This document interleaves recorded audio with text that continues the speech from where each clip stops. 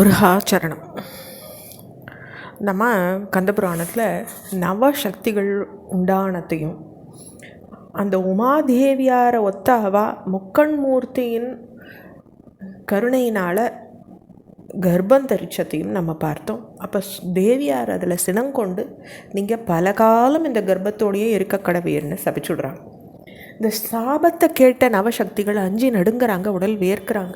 சிவபெருமானுடைய திருவருளால் நவசக்திகளின் வேர்வையிலையும் லட்சம் வீரர்கள் உதிக்கிறாங்க.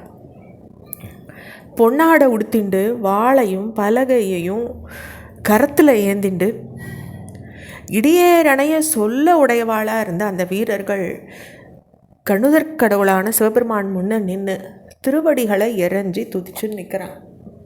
அப்போ இறைவன் அவளை அழைக்கிறாங்க, மைந்தர்களே, அமரர்களுக்கு பகைவர்களான அசுரர்களை அழிக்க வந்து நம்முடைய புதல்வனான முருகவேளுக்கு நீங்கள் எல்லாரும் படை வீரர்களாக ஆக கடவீர் அப்படின்னு சிவபெருமாள் அவளை நோக்கி சொல்கிறார். அப்போ அந்த லட்சம் வீரர்களும் நாடாளும் இறைவன்கிட்ட பேரன்புடைவார்களாக சிவ சந்நிதியை அகலாது திருத்தொண்டின் வழியில் நின்றுருக்காங்க. அப்போ உமாதேவியாரால் சபிக்கப்பட்ட நவசக்திகள் நடுநடுங்கிண்டு அப்போது தேவியை வழிபடுறாங்க அவளுடைய அந்த சாபம் நீங்கிறதுக்கு. அப்போ கர்ப்பத்தோடையே பல காலம் இருக்காங்க. அந்த நவசக்திகளின் கருவில் உதிச்சவாளா காளையர்களாகி சிவபெருமானை சிந்திச்சு தொழுதுன்னு இருக்காங்க. அப்போ அவள் கர்ப்பத்தில் சிவயோகம் செஞ்சுன்னு இருந்ததுனால அந்த அன்னைக்கு ரொம்ப பாரமாகுது. அப்போ அன்னையார் அதனை தாங்க முடியாமல் வருந்தி பார்வதி பரமேஸ்வரரை பணிஞ்சு வேண்டுறாங்க. அப்போ எம்பெருமான் அருள் புரிஞ்சு உமாதேவியாரை நோக்கி, உமையே, உன் கால் சிலம்பிலிருந்து தோன்றின இந்த நவசக்திகள் உன் சாபத்தால் நெடுங்காலம் கர்ப்பத்தை சுமந்து துன்புற்றிருக்காங்க. இனி புதல்வர்களை பெற நீ அவளுக்கு திருவருள் புரியின்னு பணித்தருள்ளார் ஈசன் அம்பிகை. இப்போ அம்பிகை சினம் நீங்கி புன்முறுவல் பூக்குறாங்க. கருணை கொண்ட அம்பிகை நவசக்திகளை நோக்கி, இனி நீங்கள் ஆற்றலில் சிறந்த அரும் புதல்வர்களை பெற கடவீர்கள்னுட்டு திருவாய் மலர்ந்தல் அருள்றாங்க. அப்போ நவசக்திகளின் வயிற்றில் இருந்த வீரர்கள் இதனை அறிஞ்சு யோகத்தை விடுத்துடுறாங்க. உமாதேவியாரின் கருணை நிறைஞ்ச திருமொழிகளை கேட்டு நவசக்திகள் அம்மையப்பரை வணங்கி துதித்து அங்கேருந்து நீங்கி புதல்வர்களை பெற்றுக்கிறாங்க. அப்போ நவசக்திகளில் மாணிக்கவள்ளி இடத்து தீரமிக்க வீரபாகு தேவர் உதிக்கிறார்.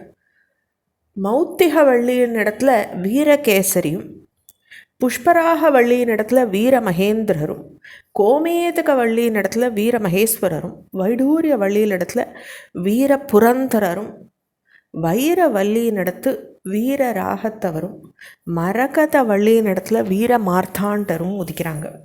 பவள வள்ளியின் இடத்துல வீராந்தகர் உதிக்கிறார். இந்திரநீல வள்ளியின் இடத்துல வீர தீரரும் அவதரிக்கிறார். இப்போ நவமணிகளின் பெயர் பூண்ட நாரிமணிகள் அளித்த அந்த 9 பேரும் சிவபெருமானுடைய திருவருள்னால் தங்கள் அன்னைகளின் நிறத்த உடையவர்களாக இருக்காங்க. பொன்னாட ஆபரணம் உடுத்தியவர்களாகவும் பல காலம் வளர்ந்த உறுப்புகளோடும் நவசக்திகளின் உந்தியே வழியாகவும் நான்முகன் கடவுளை திருமாலின் திருவந்தியில் தோன்றினது போல அவ உதிக்கிறாங்க. இந்த வண்ணம் உதித்த வீரர்கள் சிவபெருமானையும் உமாதேவியாரையும் வணங்கிண்டு நிற்கிறாங்க.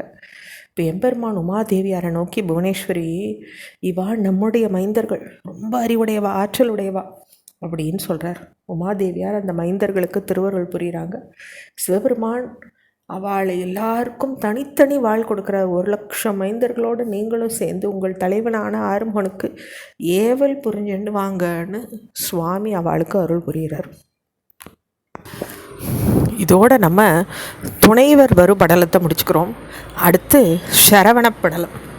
முருகப்பெருமான் சரவண பொய்கையில் திருவிளையாடல் புரிஞ்சுட்டு இருக்கும்போது சிவபெருமான் உமாதேவியாரை நோக்கி கேட்குறார், உமையே, முன்னே நம்ம நெற்றிக்கண்ணிலேருந்து தோன்றின சரவண பொய்கையில் வளர்கிற உன் குமாரனை நம்ம இங்கே கொண்டு வருவோம் அப்படின்னு சுவாமி சொல்கிறார். அப்படி சொல்லும் பொழுது அதை கேட்ட அந்த அகிலாண்டனாகி உலகையும் ரொம்ப சந்தோஷமாக அன்பும் வச்சுட்டு, எம்பெருமானே, நம்ம அருமை புதல்வன் நம்ம இங்கே கொண்டு வந்து எழுந்தருளுவோம்னு சொல்கிறாங்க. சிவபெருமான் எம்பிராட்டியோட ரிஷபம் மேலே ஏறிக்கிறார். அப்போ அதை பார்த்த தேவர்கள் நம்முடைய தீவனைகள்லாம் கழிஞ்சுடுத்துன்னு ரொம்ப போற்றி துதிக்கிறாங்க. தொடர்ச்சியை நம்ம அடுத்த பகுதியில் பார்க்கலாம். ஹரஹர மகாதேவா.